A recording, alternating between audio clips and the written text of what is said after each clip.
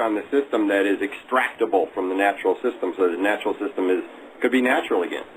I mean, the bottom line is that it can't be natural again. We've got to, it's what Gene was saying before. What we've got to recognize that we have fundamentally changed our relationship with the planet, and that it's a new world, folks, and you've got to learn how to deal with that.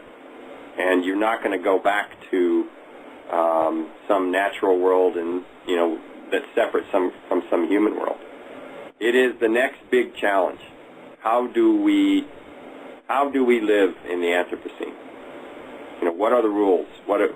And I can tell you that we all know from a physical world point of view, what we're doing is unsustainable. But I also think from a just from a basic social approach, it's unsustainable. And that's the fundamental message. We've got to reinvent ourselves. If we're going to keep what we've got to reinvent ourselves. Nothing big.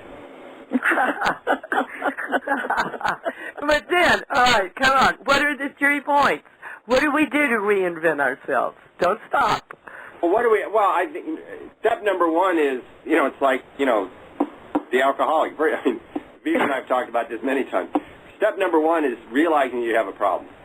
And that's a big, big issue. We're not past that yet.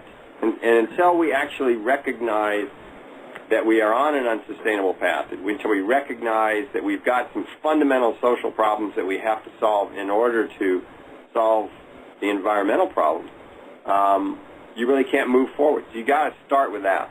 You've got to change the basic, conversation that people have. You've got to get them to recognize that what we're doing today is not good.